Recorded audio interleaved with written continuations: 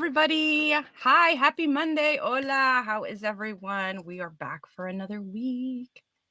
Hope everyone's had a great weekend. I'm excited to be here. We're in 2022. We're just getting right along with these episodes, really creating advocacy and awareness for our fellow streamers, for our community. So I'm really excited. So welcome again. I'm your host, DJ. Visual descriptor.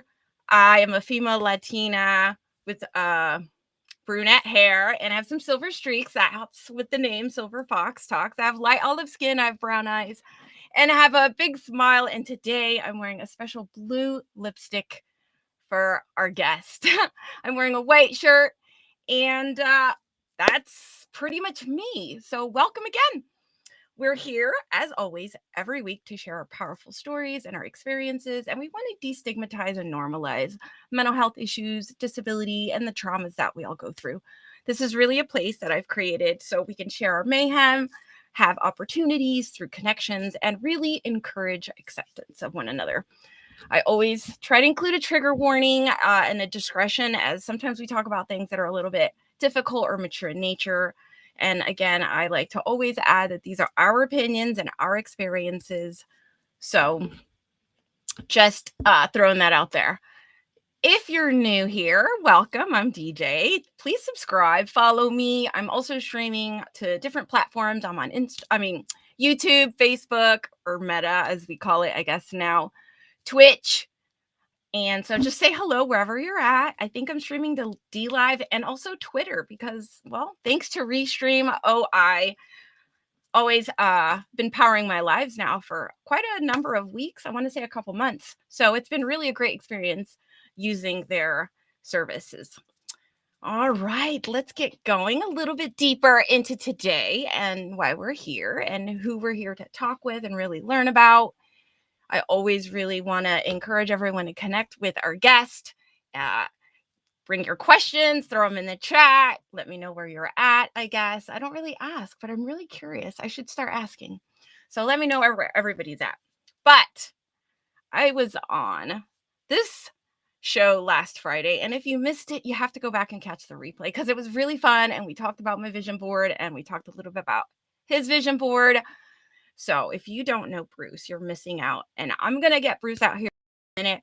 I think many of you know Bruce Carnohan. I hope I said that right. We're going to ask him. The guy with the blue shirt. He's always wearing blue. I'm wearing blue for him. And he's wonderful. He came over from the United Kingdom over to the US, and he has his own business.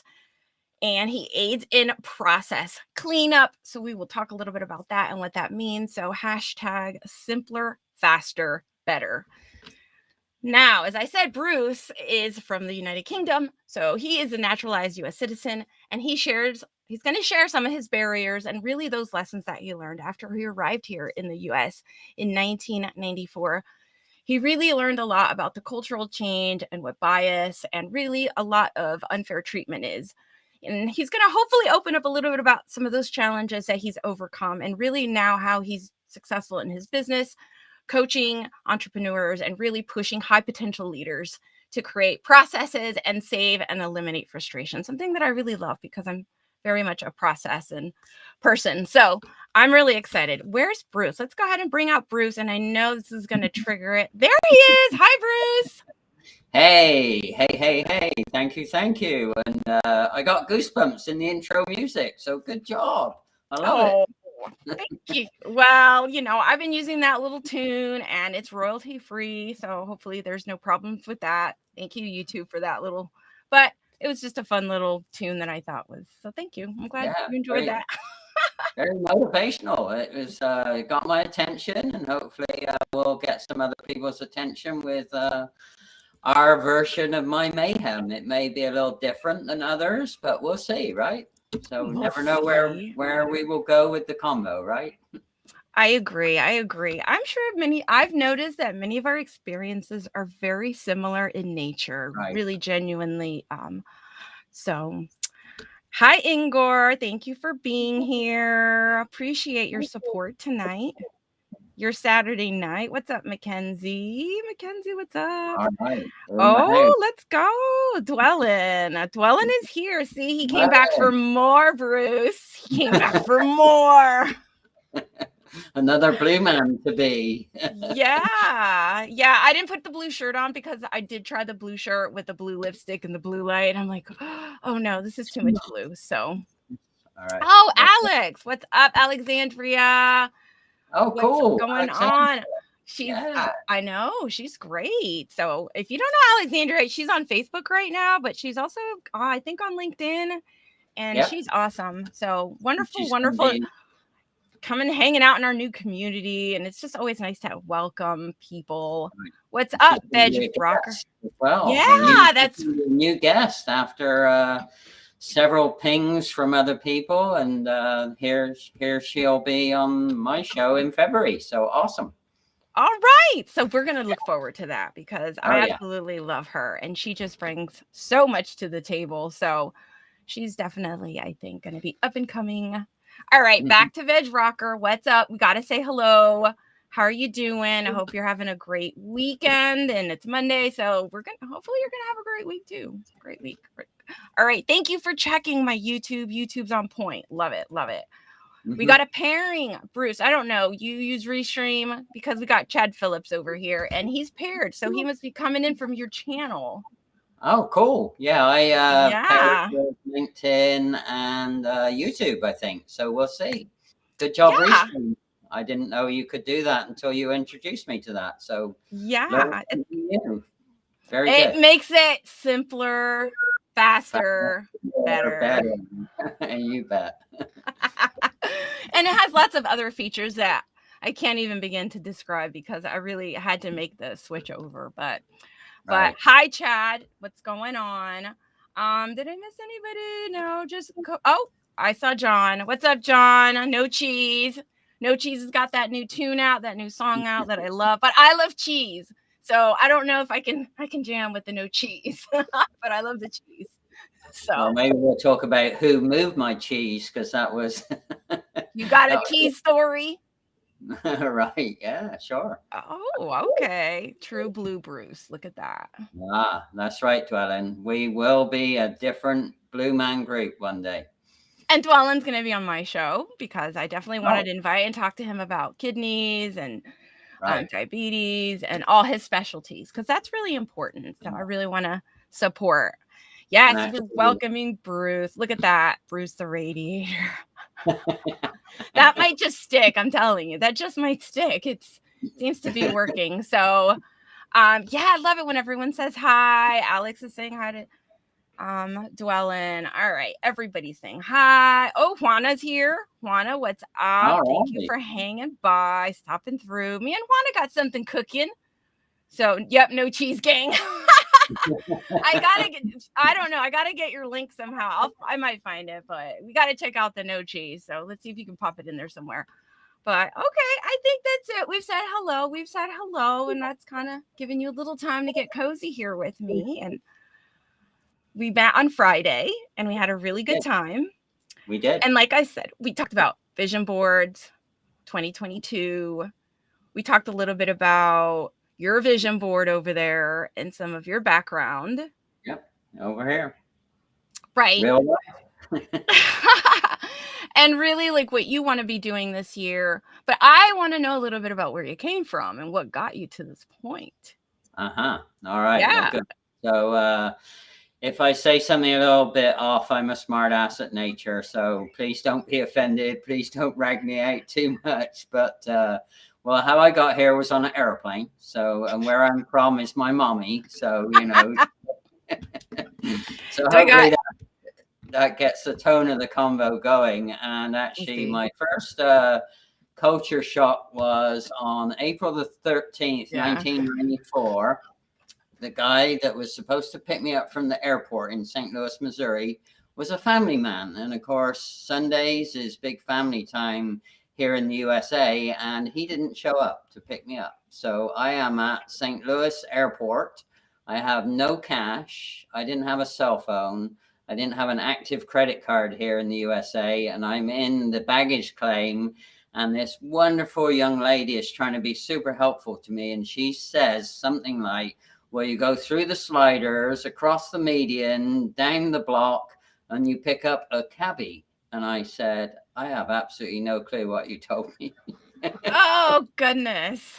Right. Like, this Because in isn't England, English. it would have been you go through the sliding door, you cross the street, you walk down the pavement, and you pick up a taxi. So that was my first exploratory thing around one word does not mean anything to do with the same as it does between England and the USA.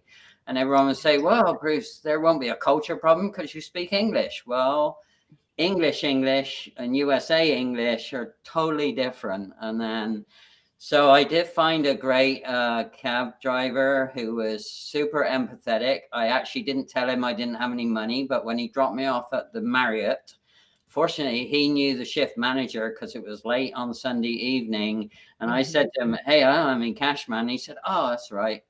Let's go in.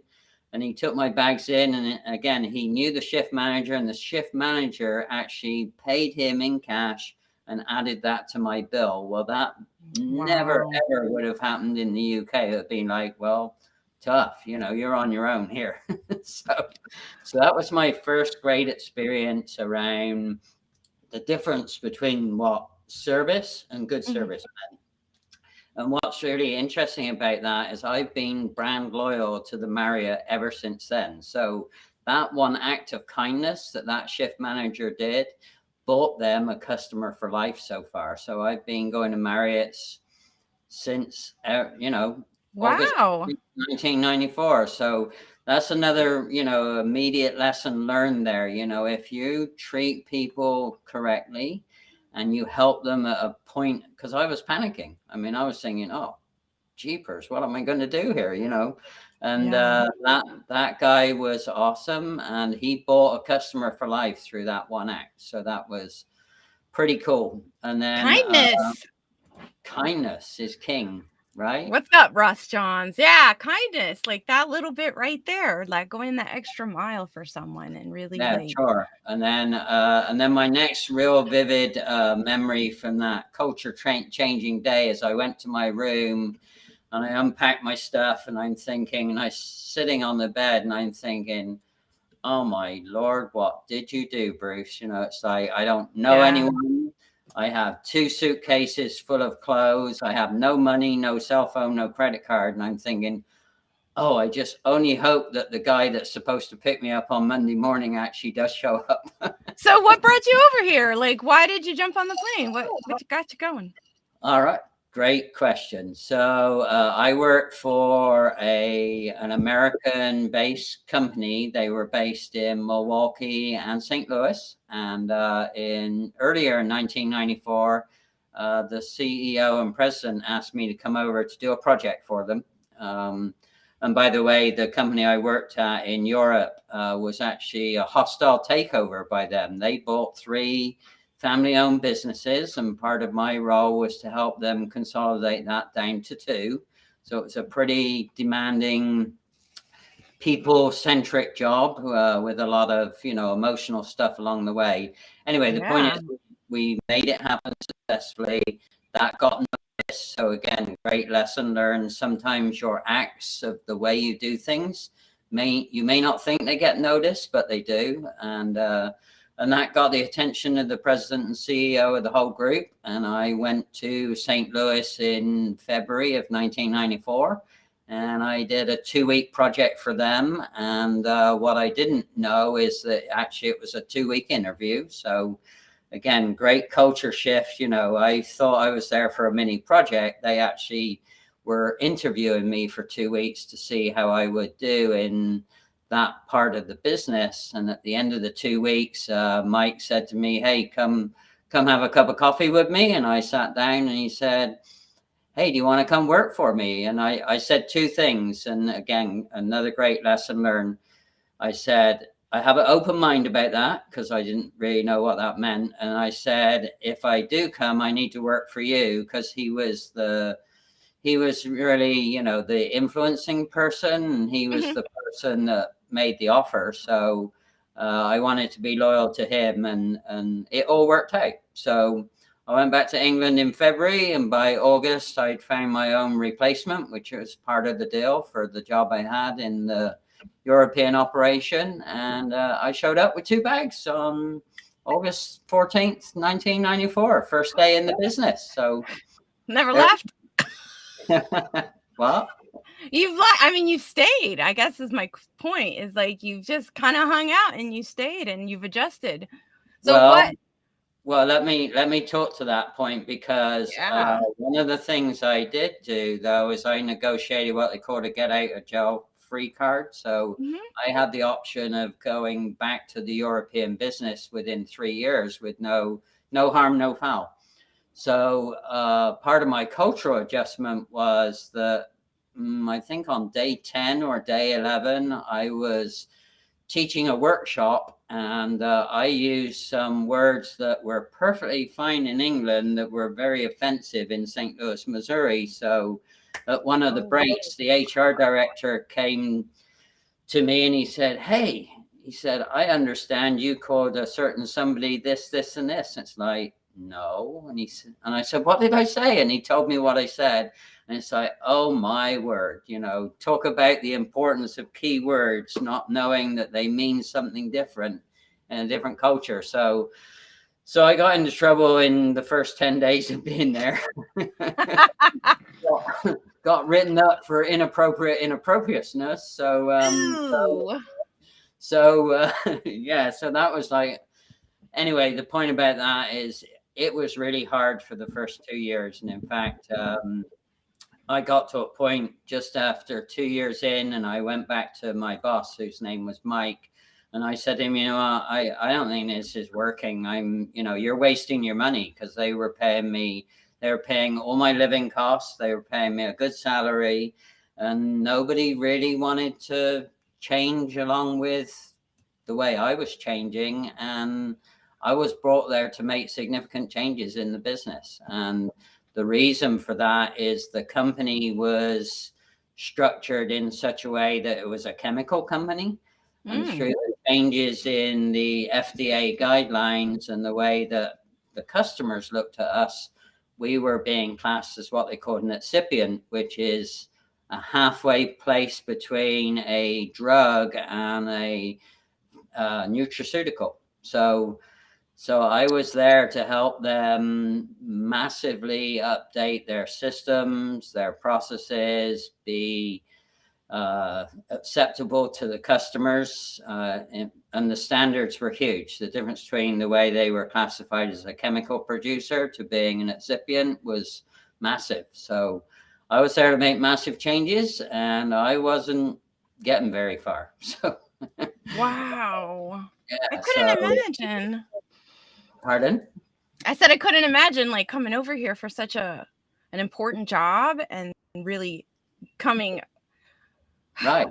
like after problem, right? Issue after issue, concern after concern, stress after stress. So Right. it Yeah. just seems So that was the serious part of the business. So a couple of fun things about some of those aha moments, which I had a lot of.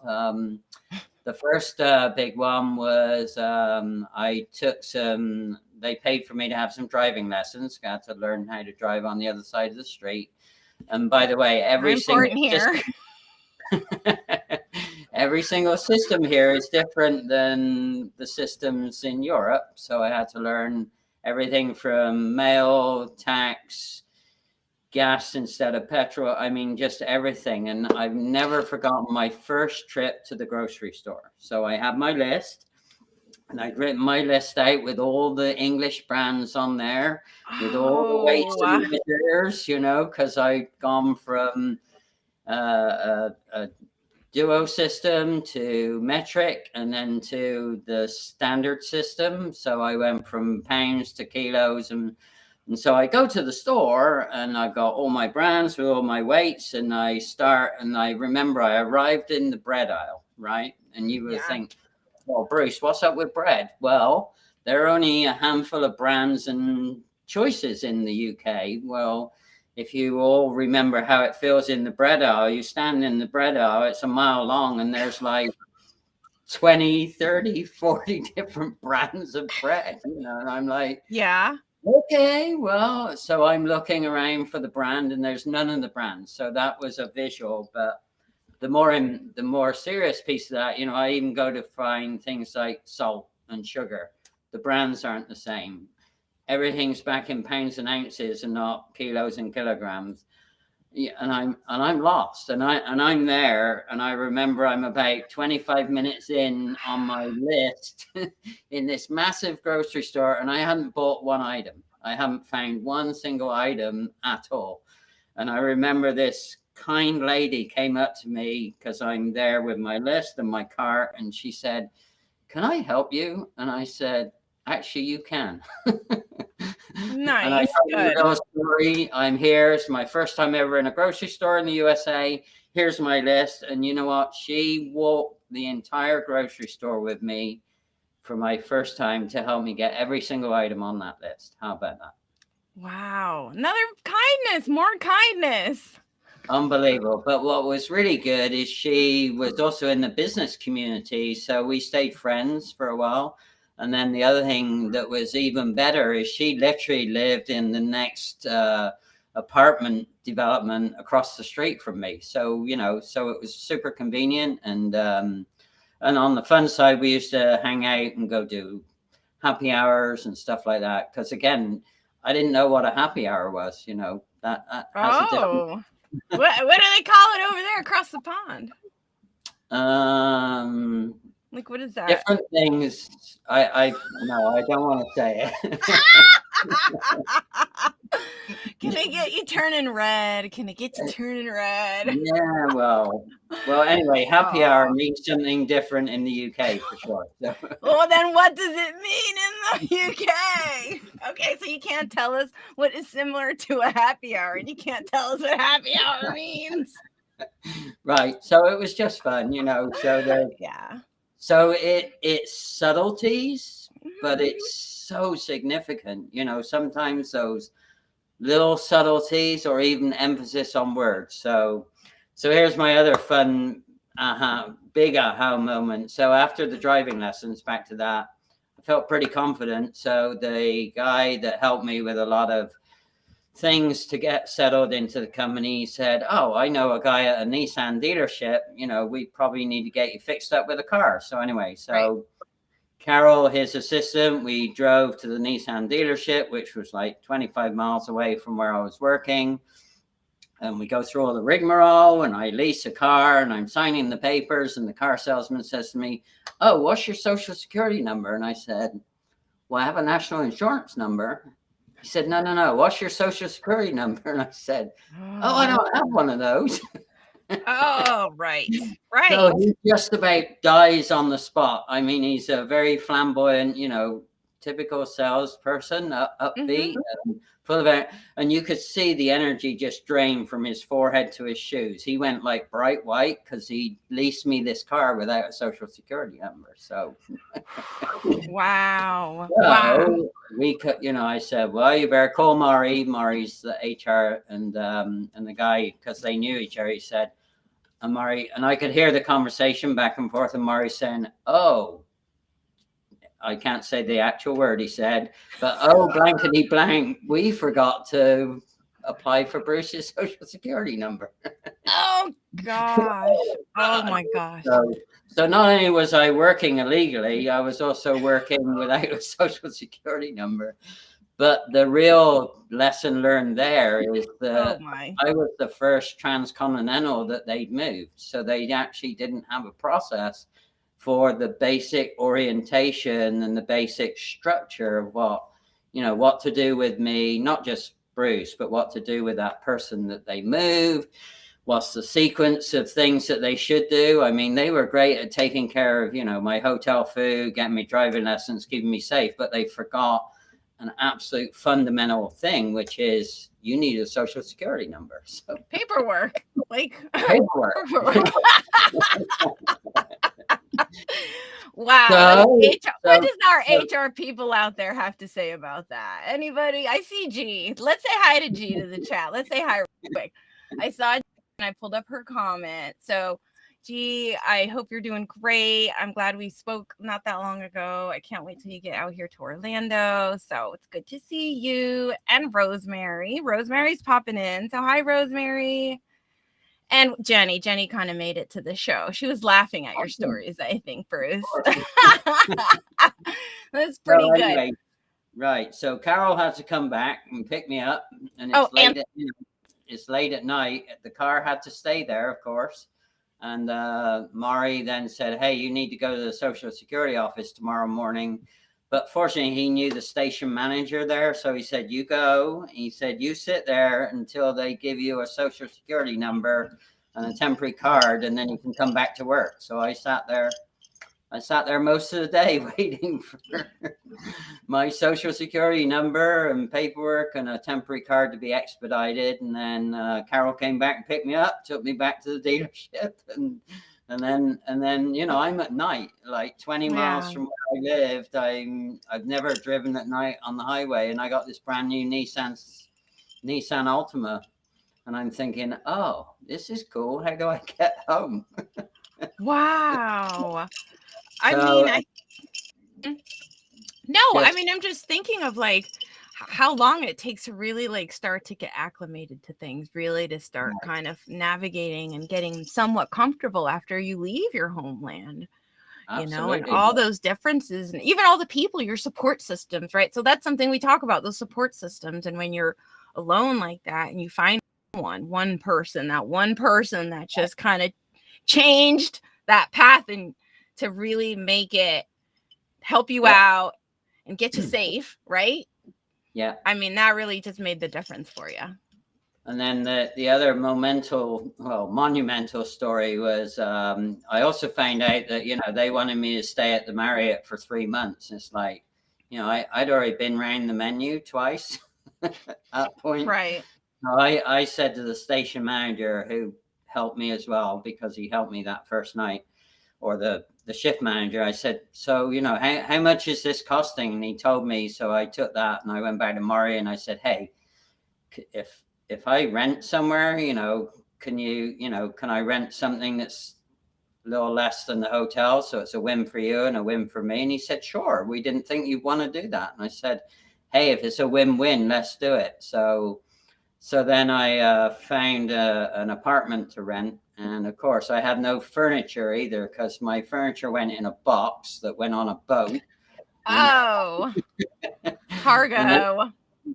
and that was a 16-week delivery time from the UK on a boat. So That's how anyway, they do so in the military too. They come, they take everything, they ship it. It takes weeks and weeks and weeks for you to get your I stuff. know. Right. So I went out back to this where I was doing the groceries. It was also a big multiplex building. So I went out and I bought a bed, a TV, and a chair, and I lived in my apartment with a bed, a TV, and a chair, and all. I mean, it was a nice apartment for 16 weeks. That's how I lived. So that's part of the genesis behind, what does simpler, faster, better really mean? And can you really be simpler, faster, better? And that was kind of what I did. I lived bed, TV, chair, went to work, had my car, and just was fathoming things out every day, each and every day. So, yeah, Wow. And you've been here for a while now. I have. So you've really like, I think you've gotten comfortable. Like, have you had any desire to go back home or do you go home frequently? How's that?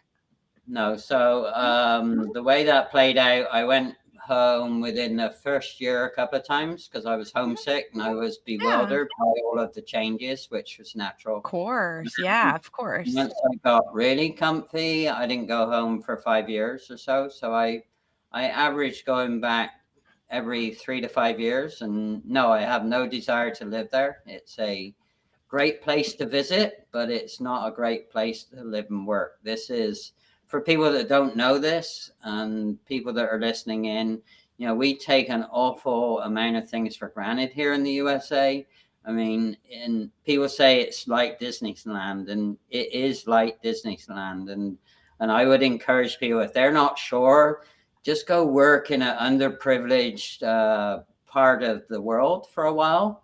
And then when you come back, you will never ever complain about anything else. So that's, and I actually have a strong but unpopular opinion, and I'm glad you said our opinions are opinions. So thank you for doing that at the top of the show. Yes. Is I think in every advanced educational program, it should be mandatory for anyone in the US education system to go work or volunteer or both in an underprivileged country for 4 to 6 months. Because if they did that, and then they came back, they would be far more resourceful. They would be far more respectful of people that aren't in such a privileged position.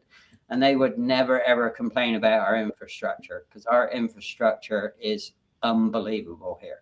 So, Wow. Well, thank you for saying that. Wow. I mean, that's really like tremendous. So, I'm glad you found home here, you know? yeah, And me the too. weather. You're in Arizona, so I know that weather's beautiful. I'm It sure is, that and you were in especially now. California. So you were in California before. Yeah, And I don't know. I assume it was maybe Southern California. I don't know. Was it that was. nice weather there? Yeah, nice weather. Right. But I've been in some pretty dingy weather too. Yeah. I was based out of Erie, Pennsylvania for 6 years on the snow belt. So, and Okay. when people said to me, "Well, we get lake effect snow," and I kind of Googled and thought, "Oh, well, that's okay. I can deal with it." Until you live there, you know. And I had a driving regional job, and some days in lake effect snowstorms, I would clean my vehicle off between 6 and 12 times every day. I mean, it was horrendous. And so yeah, I did 6 weeks, 6 years in that winter planet part of our world. Never again. That's why I like warmer nations and warmer states. I don't ever want to be in a winter environment again, because we used to get 5 6 months of winter, you know, and there was hardly any summer. So you know, I like Wow. summer. Yes. Yes. I bet. I bet. Let's see. I'm looking at the comments and everyone seems to really be supporting you in the comments. So I was pulling that. They agree with you. Cool. Um, yeah, tell them I love Alex's. Tell them, Bruce. Tell them. I mean, it is our opinion. So I do like to say that. And I always like to kind of put up those disclosures, but I would probably come back with a grip of skills too. Oh, finding Cherry. Tell us more. Mm. Chad, let's see. Chad says that we're lagging. I apologize. Oh, cool. Not I cool, right? Not cool, not cool, but I'm trying Cool. some new things. So I don't know. I have changed my camera. So Bruce, I know when I was on your show, I was blurry. We were having problems with the camera. And I went ahead and I got another camera. I got it set up. So hopefully I got a much clearer Right. You are picture. You like very. that? Now you can see every wrinkle, every pore, every dark spot now. Yeah. But So that reminds me of another story, which is, you know, the look at that. first time I went and had a manicure and a pedicure. You would never, ever, ever do that in the UK. You would be called all sorts of stuff. Oh. Yeah, so culturally, you know, it's okay to look after yourself here, and Mhm. it's okay to look after yourself in the UK, but you look after yourself in different ways. And so that's the other big, super huge cultural difference is, you know, our medical and medical provision business is set up to fix things, and it fixes you typically at the last minute at high cost. Whereas I Mhm. came from an environment where prevention, doing things incrementally, doing the baby steps, doing nutrition, doing supplementation, yada yada yada, is the norm. So yeah, when I figured out that, you know, there wasn't, you know, and there wasn't any help to do preventative healthcare, and it was like, duh, that doesn't make any sense. But that's the way we're geared, and that's the way part of the economy is here. And it's no fault of the medical system. It's just that they don't know any other different system. But yeah, so I miss that the in the UK you are funded and rewarded for preventative healthcare, not fix it healthcare. But Ooh, I yeah, like that. you like Preventative what? healthcare, not Fix it fix healthcare. it healthcare. Mhm. Mhm. Absolutely, yeah. So that was a big mind shift as well, because you know then you have to adapt to thinking about, well, if I want to be preventative, I need to make that as a personal investment because I'm not going to get any help from our, fix it healthcare system. So yeah, big shift as well. Right. Yeah, absolutely. I mean, so many different things that you don't think about even when you're just saying yes to that one opportunity, how everything really is affected. I mean, Right. from your transportation to your housing to your medical care. So, Well, I mean, everything, even utilities. I mean, the utility, utilities are set up differently. And then groceries, like we said, the food system. weights and measure. Oh, and then mileage. So like the the good old thing here is, somebody will say, well, how far is it, right? And they'll say, oh, it's 20 minutes. Well, like, whereas in England, if you say how far is it, they'll say 6.8 miles. Oh, So the way they respond. Ah, yeah, so it's or meters as well. So it's or kilometers. It's not even miles sometimes. So it's pretty bizarre how you take so much for granted and you take so much of your background for granted. So yeah, um, yeah. unbelievable difference. But hey, I'm glad I stuck it out, and I'm glad I understand. It helps me understand both sides of the coin now, particularly when I do travel back to Europe, because I know what to expect, and I know that the service level is going to drive me crazy compared to here, because we do still, even though we have bad service at samples sometimes here, we have unbelievable service provision here compared to Europe. So yeah, don't Wow. forget that, people. It's easy to complain until you know something different. So anyway. Wow. And you got a lot of responses. So, people really responded to what you're saying about preventative medicine is so important and how the Hmm. US really doesn't practice that. Right. That so yeah, it's really hitting home it seems. And thank you Okay. Jenny for the compliments. I appreciate about the camera and the mic sounding great, and I did see your other comment earlier about my appearance. So thank you. That was very sweet. Um, Mackenzie says in the US, we think 100 years is a long time, and in the UK, they think 100 miles is a long distance. Correct. She is spot on there. Yeah. Because Ah, that's great. yeah, Yes. because my little, so I was born in I was born in what they call a little hamlet. It wasn't even a village, and there were 7 homes in the hamlet. How about that? A And hamlet. a hamlet with 7 homes, Hamlet. 7 and homes. we lived in an old miller's cottage. So it was what they call a Millers. two up and a two down. And a two up means there's 2 rooms downstairs, and on the second floor there's 2 rooms, and that's it. So I was born to that. I was actually born out of wedlock, which is very unusual too. I had an elder Mhm. sister who was born out of wedlock, and we lived there with my grandmother. My dad was absent most of the time, but my mom was there. So, and all 5 of us lived in that tiny 2 room downstairs, 2 rooms upstairs. And here's another thing: there Yeah. was because we were in a hamlet, there was a single track road in and out. There was no 2 ways in and out. And we used to have to walk 1.25 miles to the nearest bus stop.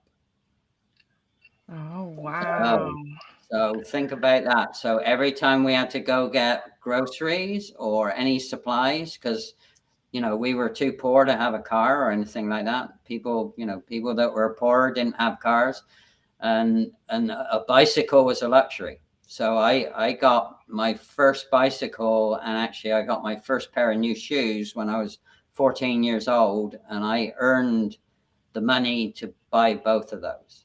So Wow. so that'll give you some idea. So living in a hamlet and then living on what they call a council estate, which is a project here in the USA. And, I started working when I was 11 years old, going to high school, doing a morning paper round before high school, delivering papers. And then after high school, I would deliver an evening paper round. And that's how I would ride somebody else's bicycle until I bought my own bicycle. So Wow, Bruce, your work ethic is incredible. Like, it really shows, though. No It choice. really does. Yeah, and you still have it seems like you still have those same values, right? Keeping it simple, really just living off necessities. And we talked about this before on your show about our Christmases and how that went and really like what my Christmas was like, very simple, nothing extravagant. And again, Right. when I go see my sister and my nieces, and it's very different. And, I can understand the simpler Right. perspective, Yeah, in that sense. So, and you know what? It's amazing because we so were. humbling. Yeah, it is. It's really. I mean, yeah, we didn't have any. There were no high tech toys. There were no luxury toys. I mean, we used to roam around the woods in the hamlet, and we used to build stuff with bricks, and we used to build, little dens, and we used to go find stuff that we could berry pick, and we didn't have all those extra things, but it was still a good life. It was good and Yeah. humbling, and we learned so much, and you learn about nature as well when you're in that environment. Like, we didn't have bottled water either. I mean, people take bottled water even for granted. We used to take an old cup or something, and we used to go to a natural spring called the Streamfields when we wanted to drink water, and it was 500 yards away, or 250 meters away. So it wasn't a luxurious environment at all. I mean, we powered our hot water with a coal wood burning stove, and that powered everything. It was heating, it was cooking, it was hot water, and there were no electric heaters and stuff like that. It was super basic, super Wow. basic. Yeah. Yeah. Yeah. I mean, and that's why I can understand your appreciation for things. It really does really show. So, I mean, it's I'm really appreciating your story. Hello, Enrique, and welcome. Thanks for Oh, stopping Mr. over. Enrique. Yeah, yeah, How yeah, are ¿Cómo estás? ¿Cómo estás? Ay, qué yeah. bueno. All right. Uh-huh. All right. And I know Jihan was they were sharing about the medical. They were um Gian was sharing about how she had just gotten off a healthcare call. And those can be tough, right? Like those Yeah. calls are not easy and you just get the runaround. So thank you, Oh, Jihan, for the camera. Let's see. Jenny asked, did you art to walk up the hill both ways? yes. Yeah. Okay. We'll just say yes to that. Yes to that. Okay.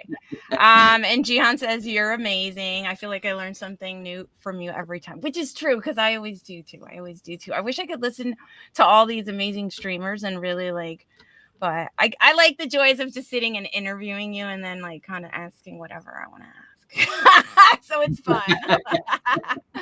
But Hey, yes, that's Dwelling's right. True blue Bruce, right? He really deserves that. He really gets that. So well, humbled. thank you, man. I appreciate it. And I know at least a little I know about Dwellin, and I do want to give a big shout out because Dwellin is actually volunteering at the Ooh. launch of LinkedIn Local here in the Phoenix area, which is happening on January the 25th. And I'm partnering with Mary Vane Brandt, who recently moved from the San Diego to Surprise, Arizona. Yes, there is a city called Surprise, Arizona. I was surprised. And we have a host. The venue is called the Sleepy Well. How about that? What a great! And I went over there recently to buy one of the raffle prizes, and it's a darling little environment. It reminds me so much of an older English pub that I used to go to Mhm. not drink water. Of course, I would go there and drink some other beverages. No water at that location. That's not No what that water at was that for. location. That's right. That's That's right. funny. Yeah, sounds like when I used to visit my grandparents, 2 streets down with a 6-mile boat ride to their house. That's awesome. Enrique loves those LinkedIn locals. Enrique, you're local to me. Yeah, you You're in guys know the link. Florida, so we got no excuse, mijo. We got no excuse. All Correct. right. And I think I introduced you recently or reminded you in Rinke, right? So you guys, Yeah, we're gonna have to come up with something over here on our side, and then Dwellin says, "Yeah, we're gonna show up in our blue shirts." we are.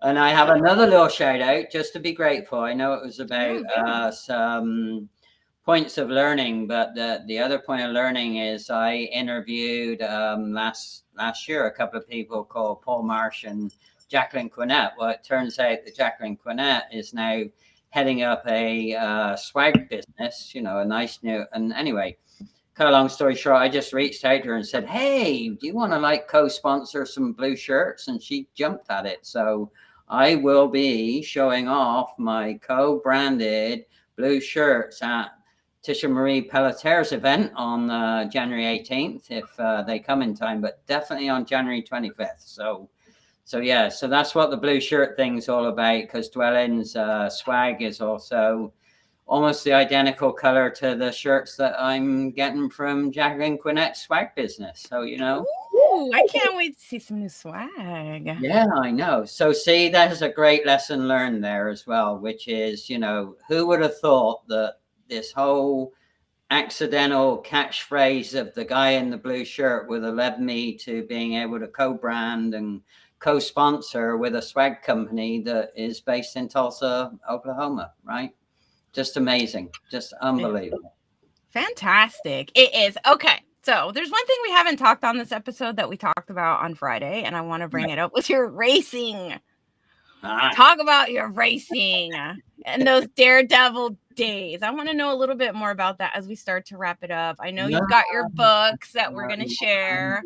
Okay. So if you can see the vision board, there's hang on.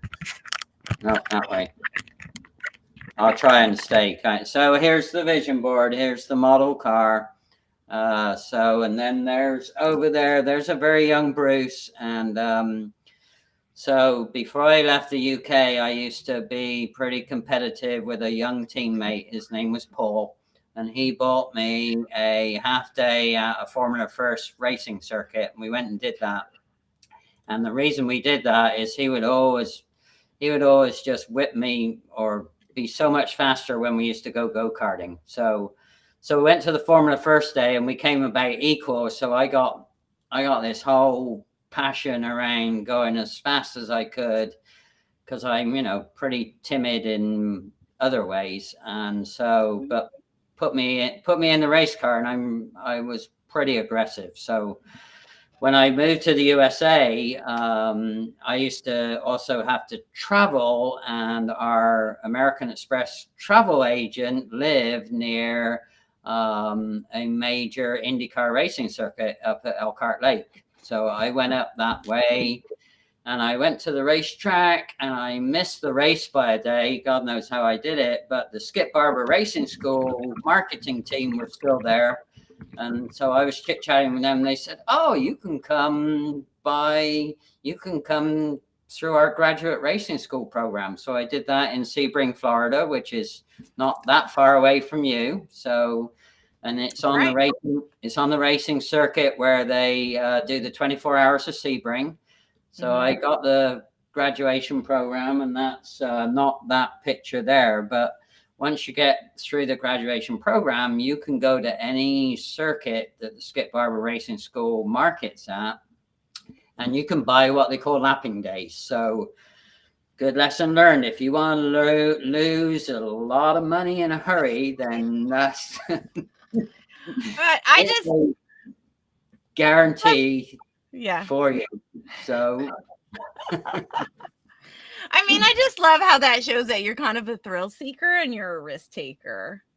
And that just kind of goes along with you taking the risk on moving over to the US. And now you're just here. And I think every day is still an adventure, and still, So my claim to fame on one of the lapping days, actually, it was back at Elkhart Lake, and there's almost a mile-long straightaway with a little kink in it. And when what they do, the pro drivers take you around, they show you all the things that you should and shouldn't do on each circuit. So they said, whatever you do not drop your left back wheel off on the kink, because you won't stay on the track. Yeah, so this side. Yeah. This side. Whatever. And if you're ambidextrous, then good luck with that. Anyway, so right. So anyway, and it was misty as well. So that was my excuse, and it was also misty raining as well. So So doubly important. So anyway, we started practicing, and then it's time to go, and everything was great. And then I'm getting tired, and I'm thinking I can just go a little bit quicker. So I decided to flat pedal it all the way down the straightaway. And guess what? I hit that kink in the, and before I knew it, I'd taken off, and I went straight into the pea gravel. And somehow I changed gear to second gear, and I put my foot on the throttle, and I hopped straight out of the pea gravel back onto the track. So anyway, that's an automatic red flag when you do that at Skip Barber. So they red flagged me. I went into the thing, and I'm getting out of the car, and all this pea gravel's coming out of every piece of the racing suit and the car. And the guy looked at me and he said, "How did you do that?" And I said, "What do you mean?" He said, "I have never seen anybody go into the pea gravel and come out of the pea gravel all in one movement." Wow. So it was interesting first. The not so interesting first is for the next week or so, I was extracting pea gravel out of every place in my body. It was unbelievable. It was Oh god. not comfortable at all. So anyway, so yeah. Hopefully you're okay and you weren't and have too much damage. Bye, Enrique. Take care. We'll talk soon. Look So that's my forward. claim to fame is at That's a Elkhart claim to Lake at fame. the end of the. I went straight into the pea gravel and came back out in second gear. So, So I bet you that's why you like faster, right? well, Part of it's the one of faster. simpler. Simpler was I was not simpler at that point. Okay, we're gonna start to wrap it up. Sure. Always enjoy getting to know you and really hearing other people's stories and what they've been through to get to where they're at and ending where you're at now, what you do now, your coaching, your business, your processes, your books. So let's share a little bit about the stuff you got going on now and then what may be doing this year. I don't know. Yeah, Let us know. I know what I'm doing this year. It's on my board. That's right. That's right. Okay. So you got you have your book and it's like I thought it was like a workbook almost. So Yep. let's see. I got the Fix It journal, right? It's the Fix It journal. Fast Yes. tips to saving steps, time, and money. That's All it. right. So what am I? I'm going to save steps. I'm going to save time. I'm going to save money. We can work through it. So there is a little affiliate link right there for Bruce's. So I can put it in the chat as well. Let's see. That would be great. Thank you. Yeah, and that really comes from one of the simplest and one of the most repetitive kind of things that anybody can do, either personally or their business or both. So, and you can start anywhere in the journal.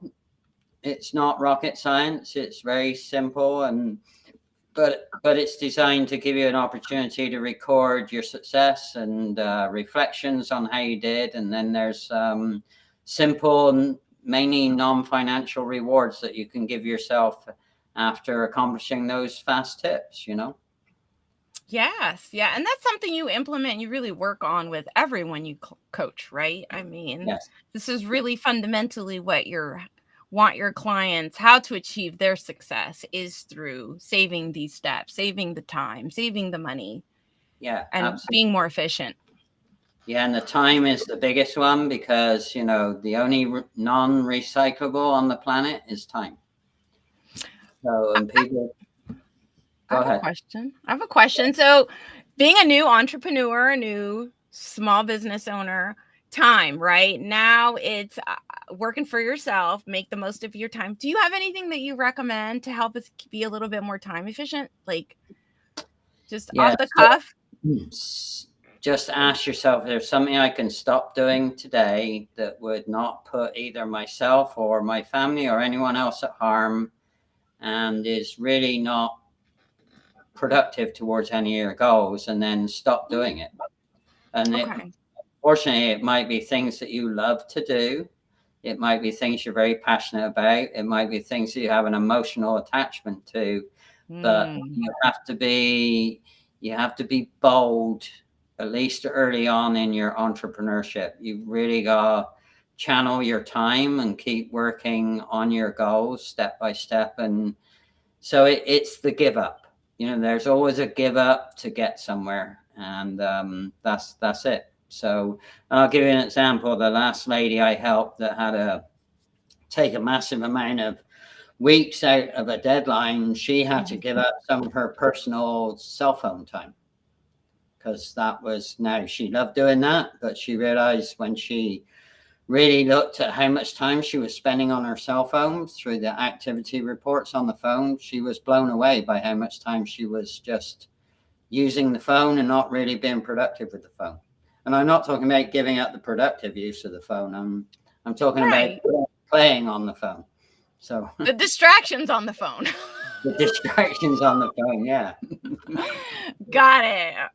Right. Okay, and you have another book that you also co-wrote. So you co-wrote with this one, right? You're actively writing called Improving Performance in Service Organizations. Correct. Yeah. So this is more towards organizations, like businesses? Actually, it came about through working with state agencies and nonprofit organizations, and it's 5 years worth of actual successful projects, and it's a workbook. So if you're low inclined and you want to be a self leader, and you can take the workbook and you can diligently work through it with all the examples and all the checklists, and it will get you massive improvements in yourself or your organization. I love workbooks. I mean, I like something that I can put my hands on, use my skills at, and practice the skill. And anyone that knows me knows that I'm just very like rinse and repeat, right? So I'll like study the material, and then I'll practice the material, and then I'll just do it, and then I'll start over and I'll recheck the research and all the information, and then try again the process, and then till I really make it smooth, make it efficient, until I'm ready to move on to the next process. Yeah. Well, the other nice thing with the workbook is you can put your own notes in there, and this particular workbook is designed around using wall chart size Post-it notes. So you can put stuff on the wall and work at it and come back to it, and work at it again and come back to it. So yeah. Wow. Awesome. All right. Yeah. I mean, I'm a huge fan of workbooks because I really do like, again, being interactive and engaged into what I'm reading or what I'm consuming. So I like that interactiveness. So what's up, Gabe? Gabe. I can't,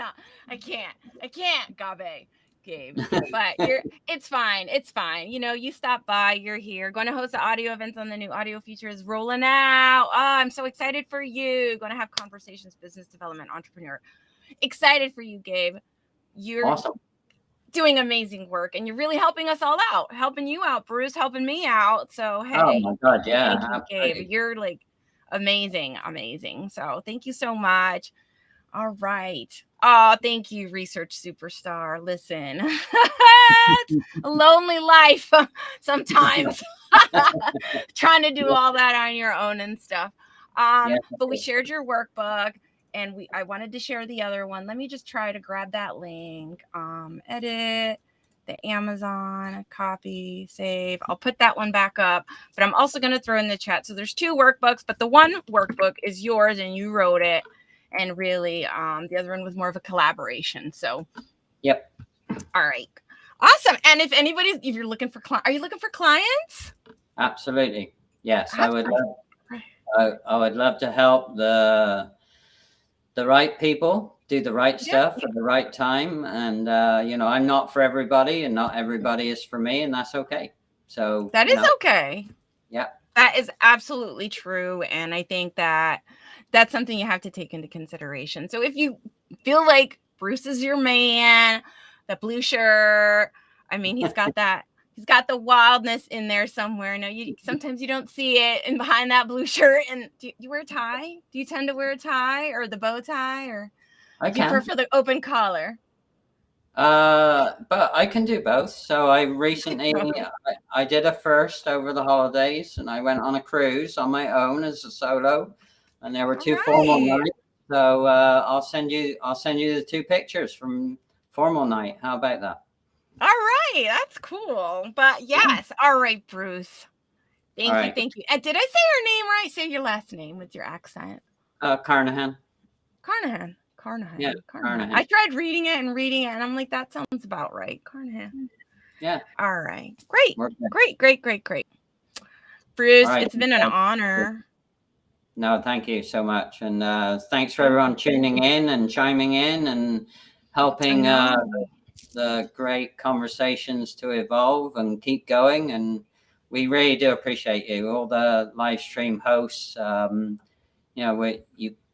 It's not always understandable what it does for us and for you, but yeah, we really appreciate the engagement. So thank you.